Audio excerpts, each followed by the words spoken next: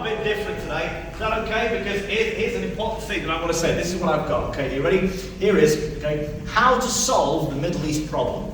Right, now, you're thinking, John, sure, whatever, you couldn't possibly. Yes, I could. I can tell you right now exactly how to solve the problem that's been raging for like 70 years in the Middle East. And it has a lot to do with my time in Ukraine, would you believe? And there I am, stood in front of a tank, because, you know, you go to Ukraine and that's what you do. No, really. So I was in Kiev, and they've got this, it's like a boneyard, they call it.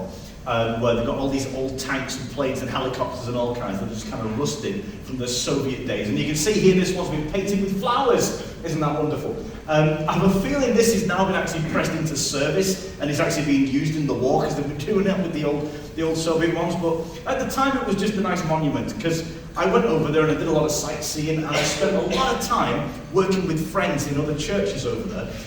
Most often with this church in Mariupol, and there I am in the foyer of the church. They used to like taking photos of all the church members and put them on the website all the time. And these two young ladies decided it would be so exciting to let's have our photo taken with a real American man. Apparently I'm close enough. I don't know, that was good enough for them. But I spent an awful lot of time in this city of Mariupol, which you've probably heard of by now, mostly because of things like what happened to this building, which I'm going to come back to. But this building I used to walk past every day. Like every day, because my hotel was like 2 streets one way, and the church was like half an hour the other way, so I would have to walk past it every day. It's a gorgeous building. The picture doesn't do justice to the size of it. That building isn't there anymore. It's been destroyed, but we'll get back to that. Because we all know that Ukraine's at war with Russia, right? But most people don't get that the war started in 2014. That's when there was an unofficial invasion from the east by Russia. And the invasion came all the way up to and into the city of Mariupol. And this was just a few months before I was due to go back there and lead our 3rd missions trip. We'd already done 2 the 2 years before. We were planning to do a 3rd into the city, but suddenly we couldn't. I can't take children over there to this missions trip based on youth work into a place where they're getting bombed, which they were. And then they fought back and they pushed the enemy back out to outside Mariupol, and literally the east border of that city became the front line, and it stayed that way for 8 years, until last year it finally got overrun and it became a Russian stronghold now. But at that time, I remember it so clearly that I got all these friends that I've known for years, and suddenly they're plunged into a war zone. And they're terrified. And I'm staying in communication with them. I'm like, what can I do? How can I help? Obviously, very, very little. And I'm in conversation with a whole bunch of them. And one of them, this young lady who was at the church, and she did various things, her name was Olga, and she asked me this question, which is messaging on Facebook, and she just asked, when will this end? Now, I couldn't tell her when it would end. I mean, 8 years, no, 10 years later, it's still going on. I can't tell her when it would end, but I said exactly how it will end. And I said, I can tell you how it will end. It'll only end one way, or it won't end at all. I'm going to tell you what that is in a bit, not just yet, because what she was asking was the same thing we all ask. When will this end? The chapter that I'm going through, the thing that I'm living through that I don't like, that I don't want, this is not the way it was supposed to be. I didn't want to get here. I had good intentions, I had the best of intentions, but other people got involved, and I got involved with them, and it didn't go well, and everything's ended up all wrong. When will this end? She was asking the same question that they're asking in the Middle East, the same question that they're asking in war zones all over the world, which is, how can I start over? And the thing is, with starting over, the rules apply to everyone. It's the same. Whether it's a conflict in here or out there, it doesn't matter. The rules are all the same. The way to make it work is the same, no matter what. And the way to get it wrong and end up back in square one is the same. And it comes down to this. You gotta own it. Step 1, we talked about this the other week. This is not the blame game, this is not beating yourself up, but this is just being an honest juror in your own life, not the judge. The judge passes sentence. That's not your job, but it is your job to be an honest juror in your own story, as you look at the facts and the evidence and say, okay, this is what happened, this is what you did, and this is what I did. I'm going to own what I did. I'm not going to just point the finger and do what Blake does and put the focus where it's comfortable. I'm going to own the things I did. including I'm going to own the things I did that allowed you to do the things you did. I'm going to own the reason I opened the door to someone like that in my life. I'm going to own the reason I trusted someone I had every reason not to trust. I'm going to own the part that I played. I'm not going to blame myself. I'm just going to look back and say, I went left. It would have been better if I'd have gone right. Next time I'll go right. And that's it. It starts with just owning your part, because then you can start to make peace with it. If you don't, it will stay there at the back of your mind haunting you. You just start by owning it, and then you got to rethink it. You got to ask the honest question, what was I thinking? Not going, oh, what was I thinking? That's just beating yourself up. And you're never looking for an answer when you do that. You just want to beat yourself up. No, actually ask the answer so that you can, ask the question so that you can find the answer, because that's the answer that's going to set you free. Because if you think the way you did, you will do the things you did. The same question gets the same answer. The same actions will get the same response. So unless you change the way you were thinking, you will end up doing exactly the same thing and ending up in exactly the same place. I gave the example last week, when someone's had a string of heartbreaks, a string of bad relationships, and you're like, I've had like 5 people now, and they've betrayed me, they've cheated on me, they've treated me really badly. You've got to ask the question, why do I keep choosing people like that? Now that's not beating yourself up, that's just saying, how can I stop choosing people like that? Because unless I stop and do things differently, nothing will change. And when I rethink it, the first thought that comes to mind is not the answer. That's just the label. That's the thing that you believed last time. Well, the next boyfriend will cure it for me. The next girlfriend will make me happy. You thought that about the last one, so why are you here? But if instead you ask, why do I keep choosing losers? What was I thinking? Well, I wasn't thinking too much into who they were. I just wanted to be with someone. Well, why? What was I thinking? Well, because all my friends are with someone, and I'm starting to get the impression that the world is running out of people for me to date at my age. Time is against me. What was I thinking? That I need to go and find someone because no one's going to come looking for me. What was I thinking? Not to find faults, because then I might not find anyone. What was I thinking? Nobody that good is going to love me. Keep peeling the layers back. What was I thinking? I don't think I'm good enough. And there it is. When you get back to that, the original thought, the thing that's motivating you, that's where you'll find the thing that steered you wrong last time. So unless you deal with it, it will steer you wrong next time. And we're all about making next time better than last time, and that means making my thoughts better than they were before. And it's real simple. This is not beating yourself up. It's making peace with the things you can't change, and then asking, what can I learn from that? How can I think differently? And that's it. We're all good, right? Hooray! Now you can start over. Now you can start again. Oh no, wait, other people are involved. Wouldn't life be so much simpler if other people weren't involved in your story? Oh, it'd be so much easier. You'd never make any mistakes if it was just you, would you? No, move on, John, very quickly. Okay, so how do you deal with the things that other people did to you? Because you're carrying a lot of guilt over what you did, but you're carrying so much hurt of what other people have done to you, right? And that's okay, and that's valid, but you don't want to carry pain for the rest of your life, do you? So how do you deal with that? Well, it's really simple. You've just got to release it. Oh, well, that's it. We'll just go home now. Hey, that's simple, right? Nothing to it. No, okay, it gets a little deeper, okay? And unless we deal with this, genuinely, you're going to find forgiving people so hard, you're probably going to find it impossible if we don't really get down to the detail of this. So let's look at this. So Jesus said, because we're always going to get back to something Jesus said eventually, and we are a church, So let's give him a shout. He said, I only do what I see the Father doing. He also said, anyone who's seen me has seen the Father. He said, I and the Father are two separate people. No, he said, I and the Father are one. So if you've seen him, you've seen the Father. So Jesus didn't come like all the other prophets with an explanation of who God is. He came for a demonstration with food bodies. You don't need theory anymore. You don't need to read books anymore. You don't need to decipher the ramblings of these people wandering the desert anymore. Just watch me. Look at what I do. Listen to what I tell you.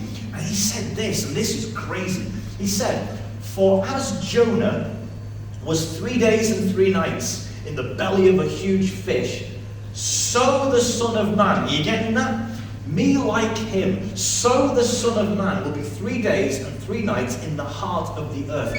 Jesus likened himself to Jonah. He likened what he was going to do to Jonah. The greatest proof that Jesus is the Son of God is that he predicted his death and resurrection, and then he pulled it off. It's the one thing that no one can argue with. He said he'd do it, and he did it. Yeah. But he also likened it to Jonah. And he even said these words, "This is the only sign you will be given." That's pretty big, right? Anything you want to know about me, who is just like the Father, so anything you want to know about the Father, who I am demonstrating, is all shown in this. The only sign I'm going to give you, like Jonah, I'm going to be buried for 3 days to buy the forgiveness of people who don't deserve it. Ooh. So let's talk about that Jonah story. Let's go talk about Nineveh. Oh boy, you don't understand. Nineveh, what a place. I could do like an hour on Nineveh. Good grief, what a place. It appears in the Bible story more than you realise. And for those of you, a bit of trivia, Nineveh still exists. It is still a city to this day. It's in Iraq. And it was actually, until very, very recently, a greatly predominantly Christian city. In fact, it was one of the cities with the highest percentage of practicing Christians anywhere in the world. This is in Iraq, right? Not only that, but after the fall of Saddam, a government representative from Nineveh in the Iraqi parliament actually suggested that the country should now convert to Christianity. It was that prominently Christian. To this day, almost. It then became the purview of ISIS. It was one of the cities that they invaded, and they put a lot of people to death. That's Nineveh. But back in the day, it was way worse than that. Oh, good grief, you've no idea. Nineveh was renowned throughout the ancient world as an incredibly depraved and evil place. We have writings from cultures throughout the ancient world saying, you don't go to Nineveh. That is a horrible place. It was also part of the empire of Assyria, which is one of the nations that God gave the Israelites over to. They took them into slavery. There you go, Nineveh. It's way more important than you realise. Just a bit of trivia for you there. But the thing is, Nineveh can be seen as being central to the whole Bible story. Because it's central to God's character. It's central to your life. Because Nineveh shows you God's attitude to you and the attitude he wants you to have for other people. Nineveh shows us literally the only way to deal with the sins of others against you. And it's pretty big. And it's a lot to do with my time in Ukraine. See, when this friend of mine asked me, how is this going to end? I gave an answer. And it had a lot to do with Warrington. Because, well, I've only lived in Warrington for about 18 months, so something like that. So a lot of you guys know a lot more about this place than I do. But everyone who knows anything deep about Warrington knows that Warrington got bombed in 1993. I wasn't living here at the time. I was living in St. Helens. But this was part of the whole thing that happened. And when I talked to this friend of mine, Olga, about, how is this going to end? When is this going to end? How can it possibly come to... I just told her about my experiences living through a war zone of a different kind. I mean, we didn't have tanks rolling down the street. There were no, fierce gun battles out there everywhere. No cities got leveled like Mariupol did. But we lived in a war zone. This town got bombed. Manchester got bombed. I remember having to do bomb evacuations from my work. I had to learn how to do them. And I went on training on how to spot a letter bomb. That was the life I lived growing up. So I lived through 30 years of trouble. So when she asked me, Okay, how is this going to end? I said, okay, let me tell you. It ends the same way conflicts always do. And could have on day one, but they decided to fight and kill each other first before doing the thing that they were always going to end up doing. And it's shown in Warrington. Because in case you're not all that aware of it, Warrington got bombed in 1993, and it was an exceptionally cynical thing that the IRA did. They didn't set one bomb, they set two, and they were a distance apart, and they set them off staggered. So one went off, and people went running towards the other that then went off.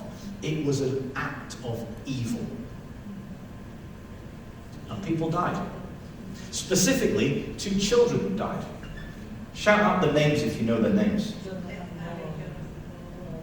Burned into your brain, isn't it?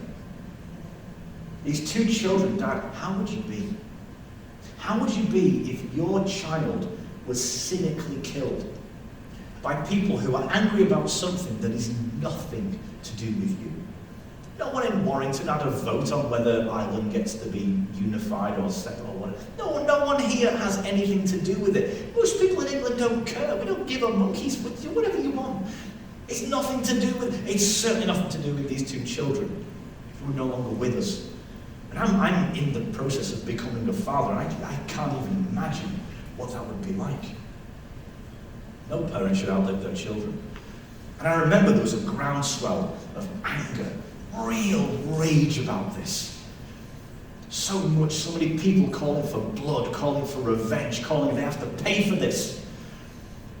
And what did the parents do? They could have done what we all would have done and cry revenge and do everything we can to make sure people pay. But in the end, they just said, we want to talk to the leaders of the IRA. We want to sit down. We want to have a conversation with them. And they did. It actually happened. And not just that. These parents, they went on to actually address the government at Stormont in Northern Ireland, and they met the leaders of Sinn Féin, the political wing of the IRA. And did you know that the leaders of Sinn Féin apologised? This had never happened. Nothing like this had ever happened. We just had anger fighting against anger, hate fighting against hate, encouraging each other to hate more and to cry revenge more. You killed our people, so we'll kill your people, like every war zone and every conflict on earth. But these people said, I'm not going to say that I forgive you, but I'm going to say I want peace. And then a movement started in Northern Ireland. Some groups started that were protesting, and they were saying enough dead children. And the band the Cranberries, they released a song, Zombie, specifically a protest about this senseless killing, saying, enough.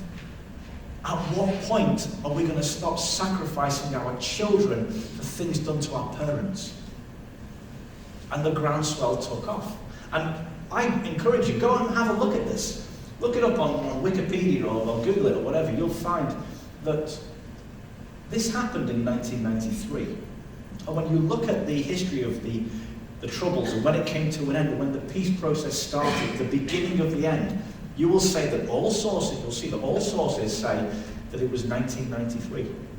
It's not often made a big deal of, but the beginning of the end of the Troubles in Northern Ireland started in Warrington.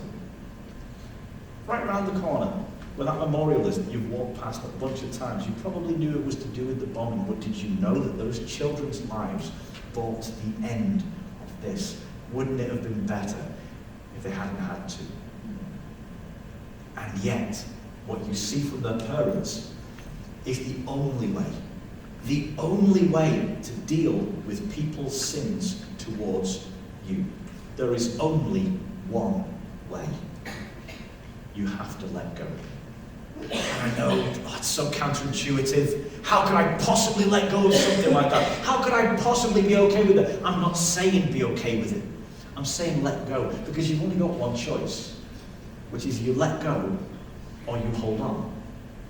And if you hold on, that hurt that was inflicted on you will stay with you. That bitterness will stay with you. That anger will stay with you because you're holding on to it.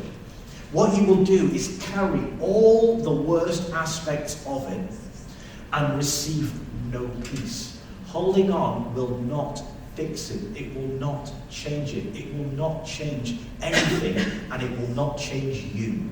You will not be allowed to change because you're holding on to all the things that keep you in that place. Your only option is to let go. It's worth saying that it's only your choice. No one can bring you to it. No one can force Hamas to the table. No one can do it. No one can force Israel to the table, or Russia or Ukraine. No one can force you to say, I'm going to let go now. No one can do it. It is only your choice. Which means all the power is yours. But I've got to say it again. It's your only choice. You can't change what they did. You can't change how much it hurts. You can't change them. You can't make them repent. You can't make them sorry. You can't change anything about it. You've only got one choice, which is to just say, I have decided, because that's when it becomes in your control, no longer theirs. You just make that choice. I have decided. Like everything else I've said so far, when you can say about the worst chapter in your life that you want to start again, you want to start over, you want to leave the worst in the past, you want to leave the baggage and carry the benefit. You just want to learn the lesson and forget the mistake. Great. Well, then you've got to say, I have decided to own what I did without being guilty about it. I have decided to rethink it so that I'm doing better things in the future, so that I'm never back here again. But you will not be able to move on unless you listen to Paul, who said, don't let the sun set on your anger, because every sun that sets on your anger keeps you in pain for another day. Keeps you angry for another day, keeps you bitter for another day, keeps you in that place that you're desperate to get away from for another day. So let's just put it in Paul's terminology, shall we? So let's do this, okay, a bit of an exercise. Now, I've been hurt by things that people have done that they're not sorry for. I know what that's like. I can think of a time when that happened. Can you? Why don't you think about that? Just put your mind in that place. I know it's painful, I know it's going to be hard, but trust me, this is going to be good. I want you to think of something that someone's done to you. Maybe it's recently and it's still a live issue. Maybe it's something that was a long time ago, but it comes back again every now and then in your mind. Whatever it is, just think about that one thing that causes you pain, causes you anger, causes you grief, causes you resentment. Just think about that one thing. I'm going to ask you a question in sort of Paul's terminology. If you was to say, regarding that thing, I have decided this many suns will set before my anger no longer dictates my future. How many suns are you going to allow to set? You're going to allow like 7 more. What do you reckon? 7 more suns can set, and then I'm not going to let my anger dictate my future anymore. What do you reckon? 14 maybe? That's a fair number. 5? 3? How many? Because here's the thing, unless you decide that it won't, it will, and it will continue to. So no longer say, I will forgive you. Say, I'm putting a date on it. I'm putting a clock on it. I'm going to decide. I have decided. Let's rephrase it. I have decided this many days till I become free of what they did to me. Not this many days until they didn't do it anymore. It can't be undone. It's just this many days will pass before I am free. What's your number? How many days do you want to pass? What do you reckon? What's comfortable? What's best? Is a lower number better than a higher number? I think we're not playing Bruce's Price is Right here, but yeah, right? Lower the better on this one, right? Let me rephrase it again. I have decided this many days before I break the chain between past hurt and future decisions. Because future decisions will be, not maybe, it could be, your future decisions will be dictated by the hurt you've carried from the past, and will continue to be until you break the chain. And there's only one way to break the chain. Am I wrong? Can you think of another way? There is only one way to break that chain, which is to let go. It's only your decision, they're probably not holding on. Only you are. So do you want to be free? It is a choice. It's as simple as saying, I have decided. Now, simple doesn't mean easy, right? Weightlifting is simple. Just grab the thing and pick it up, right? There's a lot of things that are simple, but that doesn't mean they're easy. So let me help you out a bit, okay? Let me just phrase this and frame it in a way that just makes it a little easier for you. When we look at forgiveness, we see it as a very simple thing, but it's not. There's a lot more to it than we think. And the other week I used legal terminology. Remember I talked about being a jury instead of being a judge, because those are two different things. Well, do you know there's different kinds of letting go? There's an acquittal versus a pardon. And very often when we are asked to forgive, it's like God's asking us to acquit them. To just cancel it. To just say, do you know what, it's okay. You did nothing wrong. Very often, that's what we think God's asking us to say to those around us, and that's what forgiveness is. To just pretend, no, don't worry, it wasn't that bad. It's all right. It's not all right. But to acquit is to say, I have nothing to be angry about. It's to say, my pain isn't valid. I was silly to be in pain all this time. I was silly to be hurt. Oh, silly me. No. Now maybe when you rethink it, when you decide to look back at what happened and you own your part and you realise that it was mostly you and they were just responding to you, maybe that's easier. Or maybe when you decide to rethink it, you think, you know what, I did all these things and I would have done the same as them in that situation. Maybe that's going to happen. Maybe when you look back and you rethink, it wasn't actually that bad, and you do want to acquit them of it and just say, you didn't do anything that bad, but Nineveh really did. They got no excuses here. They did everything that they were accused of. God did not acquit them. He didn't, and that's not what forgiveness is. God chose to pardon them. That's a very, very different thing, guys. Because you cannot pardon someone who's innocent. So when you decide to pardon someone, you're affirming that they are guilty of something, but you did it, but it is real, but my pain is valid and it's okay to feel this. But, see, some buts are good. Not many places you can say that and get away with it, but anyway.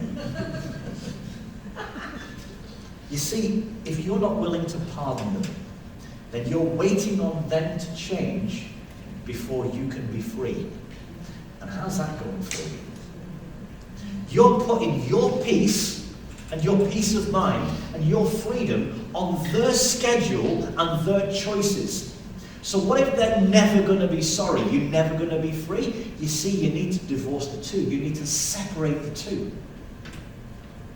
You need to be able to say, if you want peace from anything that they've done, then you need to be able to say, I have decided to release you of what you did. You're not claiming they didn't do it. You're not claiming it was okay. You're saying, what you did is something that I'm not going to carry anymore. So I have decided to release you of what you did. Because God has chosen, God has decided to pardon Nineveh. And he's decided to pardon you. When God says, I have separated you from your sins as far as the east is from the west, and I will remember them no more. God doesn't have a bad memory. He's just got the choice. When he says, I will hold nothing against you, he's not stupid that he doesn't realize what you've done. He knows what you've done better than you do. But he has decided in himself, this is an act of his power and his authority to say that what you did doesn't dictate his choices. He has decided, for his own reasons, for his own good, he has decided to pardon you. And like Paul said, imitate me as I imitate Christ. And as Christ said, I only do what I see the Father doing. So if God has decided to pardon, guess what? In Nineveh, we see. In what happened to Jonah, we see. And so in what happened to Jesus, we see that freedom comes from pardon. Deciding to let go. It's the only way to be free of whatever that is that they did. So if we're going to follow God, and he asks us to follow him and be like him for our good, not his, then we need to be able to say, I have decided to pardon. Would you do that? Here's the thing. This is really interesting. Making a decision to do something doesn't mean that you've followed it through by the time you finish making the decision. I decided to learn to drive long before I could drive. But if I hadn't decided to learn to drive, I would not be driving. We all there? Making that decision is just making the decision. It's making that determination. This is what I'm doing now. The process begins with a decision. When you say, I have decided to pardon, I'm not going to pretend that it just takes away the pain, it takes away everything, but it starts the process. It starts the process for you to heal, and it allows God the opportunity to heal you, because he can't heal you of pain that you're determined to hold on to. So I'm going to ask you to just think about that thing. Whatever it was that came to mind when I said, you've gone through some hurt and you're carrying that. People have done things to you and it genuinely hurt you, and it's perfectly valid to feel that pain. I want you to just close your eyes right now. And I want you to just think on that. I just want to just think about that thing that they did. Don't relive it, I'm not asking you, but just be conscious of that. Because you're going to talk to it right now. You're going to talk to them. You're going to talk to those people who did that thing to you. And I want you to just say, in your mind, just say, it wasn't right what you did, but I've decided. I want you to say, it hurt me, but I've decided. I've been angry, but I've decided. Say, I've decided to break the chain. And I want you to talk to that pain for a minute. I want you to talk to that anger for a minute. I want to talk to you about that. Just talk to that resentment. Speak to it. And just say the words. I've decided that you won't dictate my future. And I want you to just picture them. I want you to picture that pain, that moment. I want you to talk to that and you say, I have decided I release you. Now you're going to talk to yourself. I want you to say to yourself that I might not be proud of what I did. I know I can't change what I did. But I've decided to pardon myself.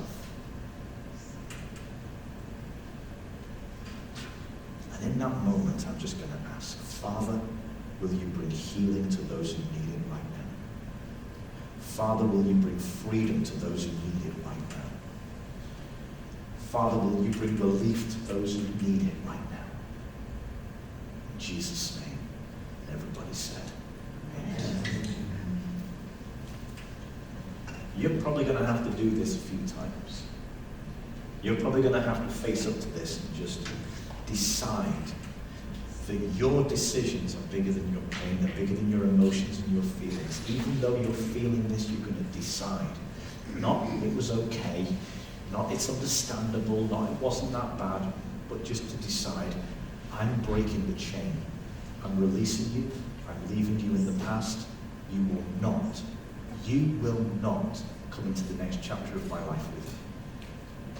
It's only your choice. No one can do it for you. But it is your only choice. And you might think, John, this is wishful thinking. This is nice. How could this possibly work? You can't possibly say that a war would end because of something like this. This is the only way wars ever end. I mean, how did this end?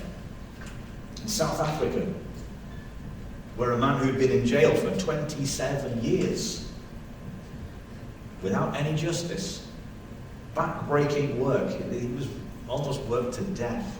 That was the point of that prison. And while he's in prison, his people are getting brutalized, as they always had since this nation had come about. This was horrendous what was being done to these people. And now a movement is starting, and now there are people ready to lead that movement, and they're going to bring a war. People don't realise this, they don't think about this. Mandela, they had to beg him to come out of that prison. There were all the concerts, free Nelson Mandela, and then, yeah, okay, so we're going to free him. And he said, nope, I'm not coming out. Why aren't you coming out? Because there are other people in the prison who didn't do anything wrong. I'm not coming out until they're released. Do you know he did that? He forced the government to release other people in order for him to come out. Why did they acquiesce to his demands? Because everyone else who was going to lead that party were going to bring a war. He was the only man who could possibly lead those people and not bring a civil war to that country, which would have been absolutely brutal. We would have seen bloodshed like we've rarely seen on this earth. It would have been really, really bad. The reason it wasn't is because Nelson Mandela came out. And what did he do? Did he start an inquiry to find the people who were guilty and send them to prison? No. He created the Truth and Reconciliation Commission. And that was a whole big commission to go back through all the things that had happened in their past. And what were they going to do? What was the determination? This is what we're going to do in this commission. We're going to look at all the evils that were done in the past decades, and we're going to decide who needs to own it, what we need to rethink so that it doesn't happen again, and then we're going to release it and we're going to forgive people. That's what happened. And that's why there wasn't a civil war in South Africa. How many other countries have you seen where something that bad ended that well? This works. And this is just a really obvious example of this, but the only reason it ended in Northern Ireland is because people on both sides were willing to make peace with the fact that someone on the other side who did something evil is going to get away with it. They're going to have to be pardoned. There are people in prison who deserve to be in prison because they shot people, they kidnapped people, they tortured people, they bombed people. There were bomb makers in that prison, in the maze there. But the people on both sides had to be okay with the fact that people who are guilty are going to be let out of prison. That's the price of peace.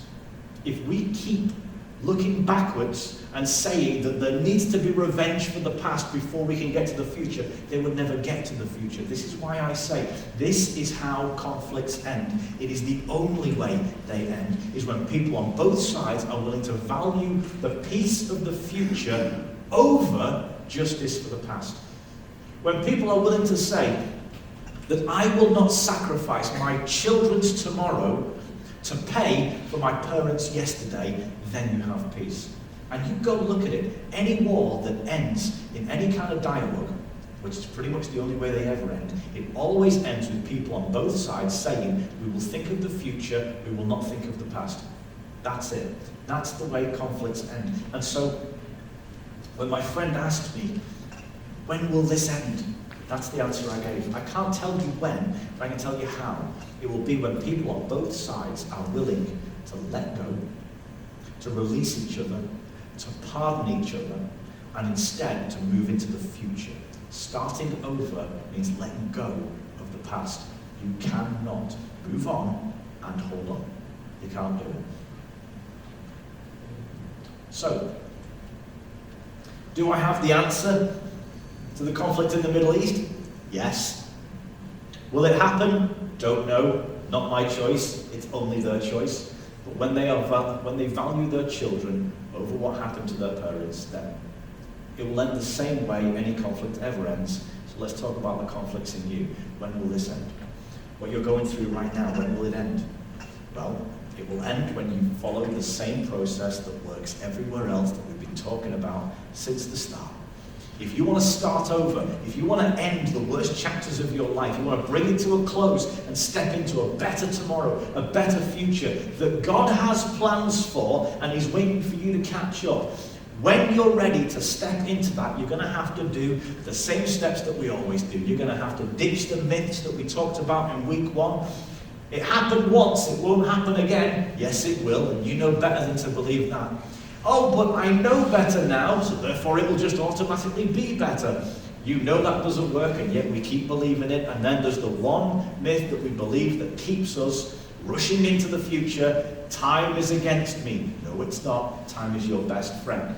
Take a minute, do what God does, practice the pause before you go into the new season, and in that pause, that's when you do the work. You own it. This is what I did. Can't change it. I'm not going to feel guilty about it. I'm not going to beat myself up. But this is what I did that I don't want to do next time. So this is what I'll change. Rethink it so you know why you did what you did. So that now you've got better thoughts, better decisions, and a better process moving forward. But you will only gain freedom from what happened when you let go of the pain of it. And that means you've got to release it. You've got to forgive yourself. You've got to forgive others. Pardon, not acquittal. Decide that you want peace. Forgive and accept forgiveness. And that is how you start over. Let's pray. Come on.